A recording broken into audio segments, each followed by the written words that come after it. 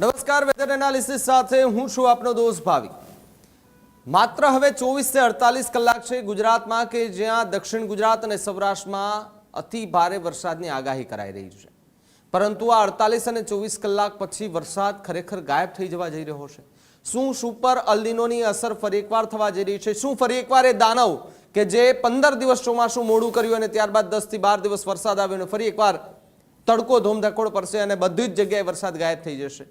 Windy મેપની અંદર કયા પ્રકારના દ્રશ્યો દેખાઈ રહ્યા છે એ પણ આજે તમને બતાવવાના પૂરા પ્રયાસ કરવા છે।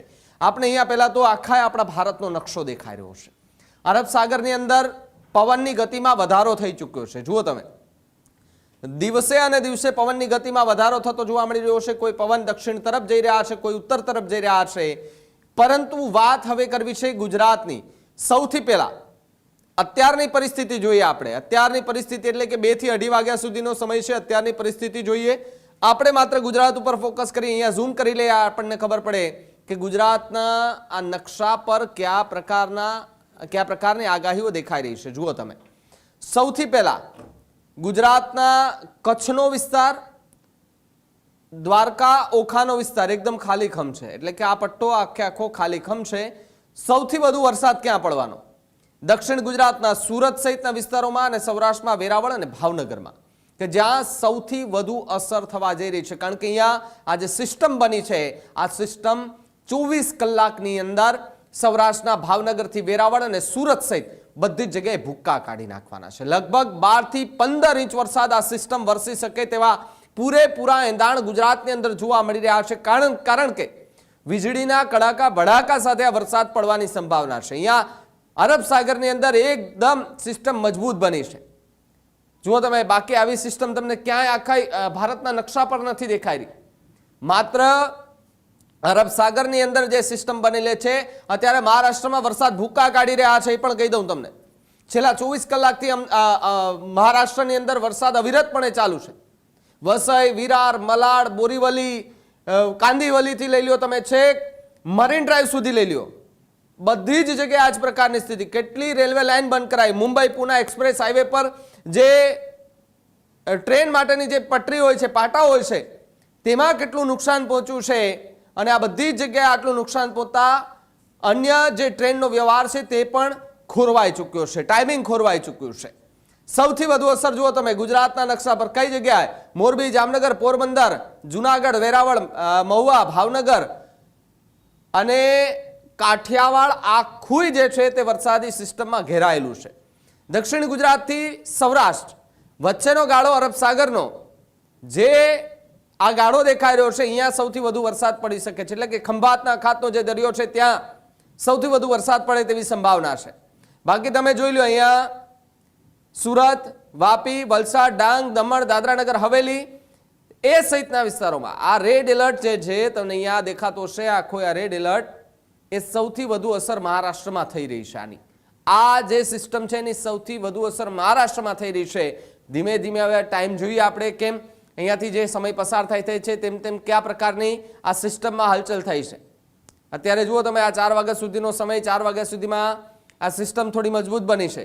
ધીમે ધીમે આગળ વધશે એટલે જુઓ તમને હમણાં આ સિસ્ટમમાં ચેન્જ દેખાશે। જુઓ, સિસ્ટમ તૂટી ફરી એકવાર ભેગી થઈ, આખો વિસ્તાર લીધો, આ વિસ્તાર આખો ખાલી થઈ ગયો। ક્યાં સુધી? વેરાવળ છેક મહુવા સુધી વિસ્તાર ખાલી થઈ ગયો। અડધું ગુજરાત વરસાદ વગરનું થઈ ગયું, અડધું ગુજરાતમાં વરસાદ છે। દક્ષિણ ગુજરાતમાં તો ભૂકા કાઢી નાખે છે ભાઈ વરસાદે। ફરી એકવાર જોઈએ, જેમ જેમ સમય પસાર થાય તેમ તેમ કયા પ્રકારની સ્થિતિનું નિર્માણ। આ રાતના દ્રશ્યો હતા। આ જુઓ, આ મધરાતના દ્રશ્યો કે જે રાત્રે 3 થી 4 વાગ્યા આસપાસ કેવું વાતાવરણ। દક્ષિણ ગુજરાતમાં આજે ભૂક્કા કાઢી નાખવાનો છે વરસાદ। સવાર સુધી વરસાદ રહેવાનો નથી। જોઈ લો તમે આ સિસ્ટમની અસર કેટલી, આખું દક્ષિણ ગુજરાત ધમરોડી લીધું છે મેઘરાજે ભાઈ। ફરી એકવાર સુરત, વલસાડ, વાપી, દમણ, દાદરા અને નગર હવેલી ઉપર તમે જુઓ તો ભરૂચ, ડાંગ, નર્મદા જે વિસ્તારો આવેલા છે ત્યાં વરસાદ એકદમ થવાનો છે અને ધોધમાર થવાનો છે। આકાશ ફાટે તેવી સ્થિતિનું નિર્માણ થાય તેવી પણ સંભાવના। કારણ કે આ સિસ્ટમ જુઓ તમે, પહેલા અરબ સાગરમાં હતી, ત્યારબાદ ધીમે ધીમે શહેર તરફ આગળ વધી। મહારાષ્ટ્રમાં કોઈ જાતની વસ્તુ કહેવાય નથી રહી, કારણ કે આ સિસ્ટમ સીધી સિટીમાં અંદર આવી છે, શહેરમાં આવી છે અને અહીંયા એકદમ રેડ ઝોન થઈ ગયું છે। ફરી એકવાર જોઈએ આપણે, ધીમે ધીમે આગળ વધીએ એટલે ખબર પડે કે ગુજરાતમાં આવતીકાલના દિવસે કોઈ અહીંયા વાદળો દેખાય છે કે કેમ જુઓ તમે, આ સિસ્ટમ બંધાતી હતી એની અસર ધીમે ધીમે હટી ગઈ છે. ભાવનગરમાં વરસાદ નથી, દક્ષિણ ગુજરાતમાં ભૂકા કાઢે છે. જુઓ વરસાદ સુરતમાં, મહારાષ્ટ્રથી સીધી જ સુરતમાં સિસ્ટમ પૂગી છે અને સુરતમાં 8 તારીખ સુધી આ વરસાદની સિસ્ટમ રહેવાની છે. એટલે કે 48 કલાક ગુજરાતની અંદર ભારેથી અતિ ભારે વરસાદ પડે તેવી સંભાવના છે. ખાસ કરીને સાવચેતીના ભાગરૂપે દક્ષિણ ગુજરાતના લોકો કે જે સાવચેત રહે, કારણ કે આ સિસ્ટમ સુરત, નવસારી, વાપી, વલસાડ, ડાંગ, દમણ, દાદરા અને નગર હવેલી જે વિસ્તારો આવેલા છે ત્યાં તબાહી મચાવે તેવા પણ સંકેતો દેખાઈ રહ્યા છે અને આ સિસ્ટમ હજુ પણ મજબૂત બને તેવી સંભાવના છે. 2 દિવસ બાદ વરસાદ અચાનક ગાયબ થઈ જાય તેવી પણ સંભાવના છે. ત્યારે વિન્ડી મેપ માધ્યમથી આપણે જોયું કે ગુજરાતમાં 24 થી 48 કલાક દરમિયાન કયા કયા વિસ્તારોમાં કેટલો વરસાદ પડે તેનું અનુમાન છે અને કેવું આ વરસાદ પડે તો કેવી હાલત થાય આપણે જોયું છે હમણાં સુરતની અંદર કે ધૂમ વરસાદ પડ્યા બાદ ઠેર ઠેર જગ્યાએ પાણી ભરાયા, રસ્તાઓમાં ભૂવા પડ્યા, બધી જ વસ્તુઓ આપણે જોઈ છે. અને અચાનક ફરી એકવાર એ સિસ્ટમની અસર સુરત એટલે કે દક્ષિણ ગુજરાતમાં થતી જોવા મળી રહી છે. અને આના જ કારણે સ્થાનિક તંત્ર હોય, એનડીઆરએફ, એસડીઆરએફની ટીમો તૈનાત કરી દેવામાં આવી છે. સિસ્ટમને જોતા હવામાન વિભાગ પણ લગાતાર આ સિસ્ટમ પર નજર રાખીને બેઠું છે. તમારે આસપાસ કેવો વરસાદ છે મારા ડિજિટલ પ્લેટફોર્મ પર કમેન્ટ બોક્સમાં ખાસ લખજો. મને આપો રજા અને આપ જોતા રહો ન્યૂઝરૂમ ગુજરાત, ગુજરાતનો ગર્જના. નમસ્કાર. ખેડૂત ભાઈઓ છે ખેતરમાં ડ્રોન ઉડાવતા હોય છે ત્યારે આપણે એક પ્રશ્ન સતાવતો હોય છે કે જે આપણે અત્યાર સુધી જીપીએસ ટેકનોલોજી વાળા ડ્રોન વાપર્યા છે, જેથી કરીને મોબાઈલ ટાવર છે અથવા તો હાઈ ટેન્શન લાઈન પસાર થતી હોય, કોઈ વૃક્ષો હોય, ત્યારે જે જીપીએસ ટેકનોલોજી વાળા ડ્રોન છે એમાં ટકરાય અને ટ્રેસ થાય છે.